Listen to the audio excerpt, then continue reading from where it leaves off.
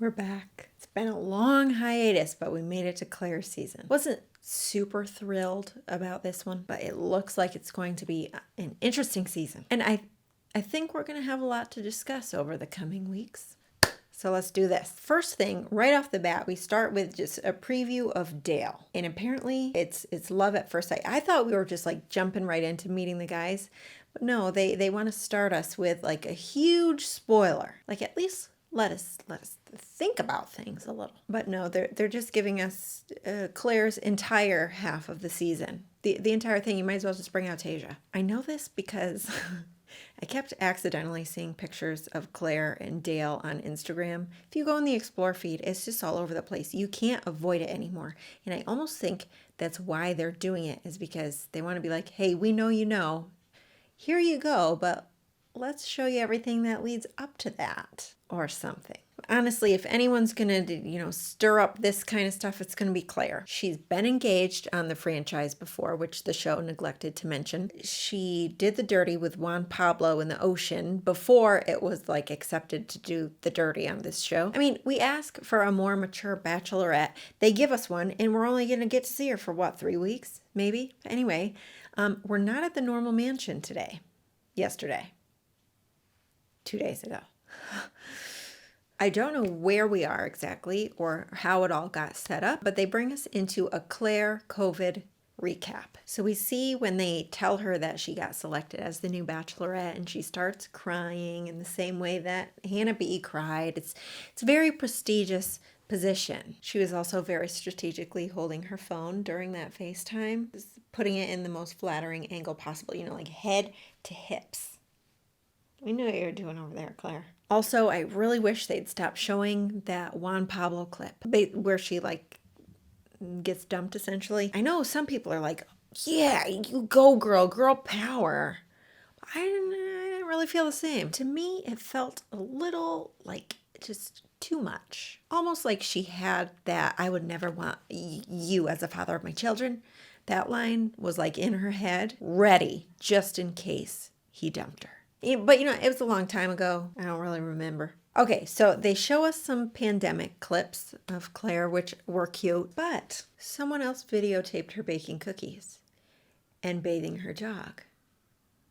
Who's in the house with you, Clare? It's quarantine.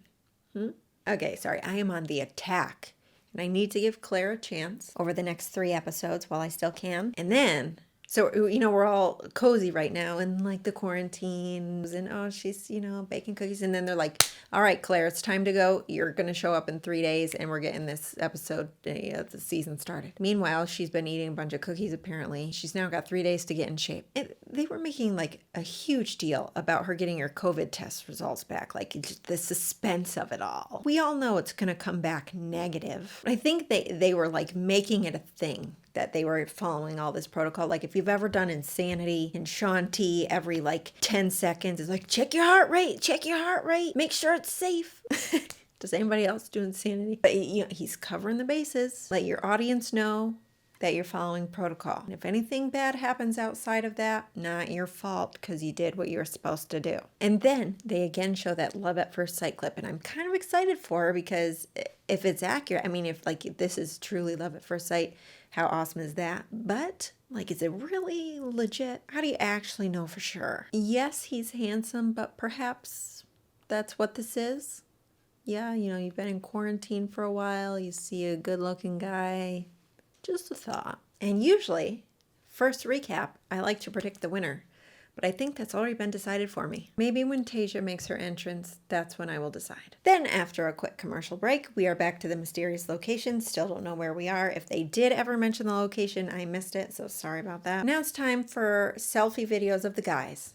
Okay, more COVID stuff. As if we don't get it enough in our own homes. Oh, and remember they had that first cast before the pandemic hit, and then they like changed it up a little bit. I wonder if those guys were actually like, oh no, I can't make it anymore, like Chris had said, or if casting was like, no, you can't make it anymore. I know there were a lot of complaints about their ages, so I think they might have been forced out. Then we get more videos of the guys doing COVID tests. And I know it's like this unprecedented times that we're in, but I did not tune in to watch this bogus, okay? I want to see them with the interviews in their house, not with watery eyes because they had to deal with a COVID test.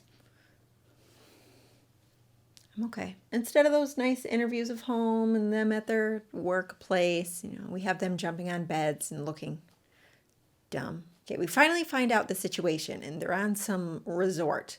Again, if he said this in the beginning of the episode, I'm sorry. I missed it. They're on like a quarantined resort, it appears, and everybody's in their own room. And once everybody has their official negative COVID test, they all just go out and they run amok. And it's a cool idea. I like it. I wonder also if the staff must have had to do the same thing, right? Yes, because Chris Harrison has to have JoJo take over for him at some point during the season because he left. Yes. Okay, Claire finally arrives to the resort, and as she's pulling up in the limo, we don't have a shiny, wet, sprayed down driveway like we normally do, which either means Chris Harrison is slacking or they're not paying him as much this year. I think it could go either way.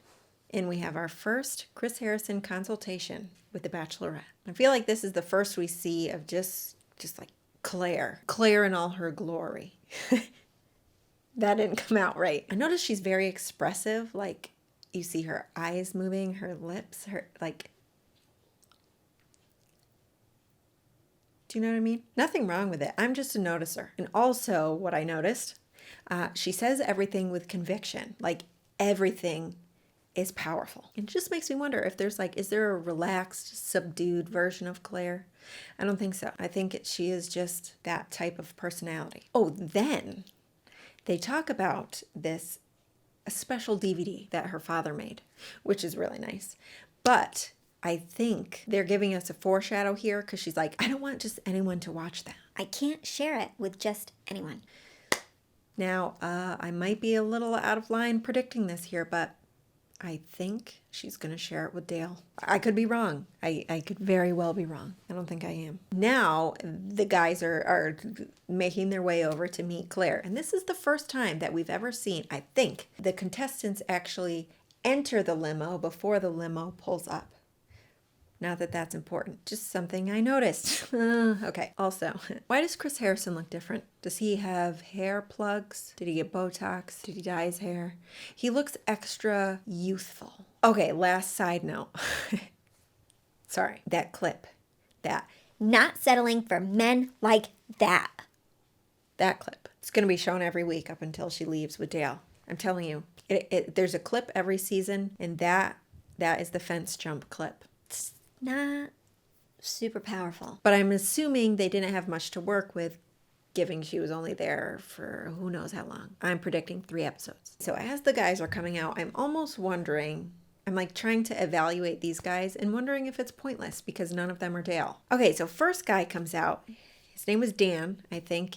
And he holds her hands and is like, let's take a deep breath together. And then he proceeds to take the shallowest breath I've ever seen. I'm not even sure his shoulders made any movement up. Then Riley comes out, and Riley's got a lot of swag. He's a really strong personality, and automatically I'm like, these two are not going to work. She's super strong personality. I think she needs somebody a little bit softer so they can balance each other out, and then it's not Riley. Okay, then we get the guy in the velvet shoes. I think his name was Jordan. So Jordan, I know you're super tall, but you can't find any pants that fit. And I know the ankle biters thing is in. Those were not. They were shin biters. And if he really has a hard time finding pants that fit, then I'm feeling bad that I just said that. I don't think they're supposed to look like that. Then Jason comes out. Jason Foster. I'm rooting for him because he's from around the area I went to college, and we have a lot of mutual friends, which is funny. I didn't know I'd ever know anybody that's on The Bachelor, but I have to root for him. Unfortunately, he's not Dale, but maybe he'll be a good match for Tayshia. Anyway, Jason is the one that came out with the pregnant belly. Okay, keep an eye out for him. Rooting for Jason. Then we get Kenny with the dog shirt, and Kenny with the dog shirt is a boy band manager, which could be great, but we're missing some key details here. Is it manager of Backstreet Boys, or is it manager of Youngstown? Because We get a lot more guys, a lot of tight pants, some guy named Easy, and then a sweaty guy in a station wagon. And after the station wagon, we get a Rolls Royce. I think that's how you say it. I don't know anything about cars. I have a Nissan. And in the Rolls Royce, a Harvard guy comes out wearing a scarf, and he's very clearly from Harvard and looks like every villain in every Hallmark movie that exists. And it is a lot more. I feel like we had so many guys. Just a lot of variety. We've got a guy who almost broke her hand. Just like all so different. What I noticed with Clare is she gets these eyes when you can tell she's like really into somebody. You see it with Dale, obviously, but then also I think with the Robbie guy. Robbie? I think it was Robbie. But she just gets like these hazy eyes. Like she's diving into your soul with like supernatural power, like shaking her head. Like, anybody else notice that? Then we got a guy with a straitjacket, a guy with a parachute, a guy in the armor. I really feel like it's getting to the point where people are so outrageous with these entrances that nobody's going to be remembered. Have you ever seen The Incredibles? Because Syndrome tried to warn us about this. If everyone's super, then no one will be. And we're going to have to go back to normal is going to be the new cool thing, which is good for me. I'm not normal. Finally, Dale comes out and Clare is losing it. He picks her up, first of all, on the hug. Good move. And the whole time they're talking, she's got these just like sparkles in her eyes. And the minute he goes inside, she slightly hyperventilates. It's apparently the fact that she didn't feel confident around him means that he is going to be her husband. I felt confident with every guy until him. And Chris is like freaking out like, Clare, you just declared that this guy is your husband. Chris, I'm 39. I know. 39, I guess that's the age to know. And meanwhile, Chris is like, Clare, you mother, don't ruin this. We just went through so much to set this up. I swear to God, we're not about to cancel this. Then like the final limo of guys comes and you might as well just check out. I mean, she was courteous, but I don't think she felt she needed to see anybody else. And then she enters the mansion or whatever it is and says the classic line, I really think I see my husband in this room. which is fine. But with all of these cliche lines that we see on The Bachelorette, now we know every single one of them is going to be directed at Dale. Even the first guy that pulled her aside for a one-on-one talk, he says to her, I wasn't going to come here just for anyone. I came here because it's you. And Clare says, that gives me so much hope. like, yeah, okay, that it'll work out with Dale. Oh, thank God, someone is here for me, so Dale might be here for me too. Sorry for all the Dale talk, but you know that's going to be the focus of the next few weeks. My hope, my true hope is that a dark horse will come in and shake things up. Hopefully Jason. Probably not, though. The only dark horse we're going to get is Tayshia coming in to be the new Bachelorette. Then Clare and Dale have their one-on-one talk. And Clare was like hyping up the fact that Dale like briefly mentioned, isn't it, sometimes when you know, it's just like you feel it. And Clara's like, yes! Isn't that crazy how that happens? And hopefully he's like actually into her because otherwise, yikes. Plus, Clare doesn't have a great track record. I am thinking maybe this has happened before, jumping into things a little too fast. Then Jason gets his one-on-one and he is like a total goon. But I love it. They have like a fun conversation, but she wasn't like getting on the same fun level as him, and it was kind of disappointing. And I'm not convinced that she actually would love living outside. She just doesn't seem like the type. Still rooting for Jason though. I just love funny people, and they make this show fun. John Paul Jones. Then we get our first round of drama of the season. Night 1. Some guy, more specifically Tyler, talks about how he knows some stuff about Yosef and how Yosef is reckless on Instagram. How those two can even go together, I'm not sure. So Tyler approaches Yosef as if he has any place to do so and tells him, I'm talking to you about this. I just think we should be man to man about it. Drama on Night 1 over Instagram. See what social media does to you kids? Delete it. But big props to Clare because Yosef comes up to Clare and he's like, hey, I need to talk to you right now. It's real important. Let's talk this out. And then Claire's like, hold up. I'm going to go get Tyler. And I'm like, yes. Personally, I'd get rid of them both. I don't think Tyler meant any harm necessarily. I think he thought he was doing the right thing, but it was not the right move. So we find out that Yosef apparently sent like these, oh, good morning, beautiful videos or something to this girl on Instagram. Don't think I would classify that as reckless. But the fact that he said, oh, if I sent a message, I would get a response. I don't think I like you very much. Who says that? I think he said that. And why is Yosef calling Tyler McConaughey? That's not an insult. That is an amazing compliment. Anyway, Claire says she needs to think on it. One other just thing I need to jab in there. I feel this whole time a little homesick. Like I know I'm out of place. I'm not at the mansion and I want to be there. But moving on. Okay, first kiss comes and guess who it is? Not Dale, surprisingly. It's Blake. And it's because Blake broke the rules and messaged Claire on social media, I'm assuming. Then she finally goes out and grabs the first impression rose. And they want us to think that she's giving it to Blake. Who do you think she's giving it to? It's not going to Blake. It's going to Dale. So she gives it to him and she goes in for the kiss. And I thought he was going to deny her. She like leaned in and he was like, oh.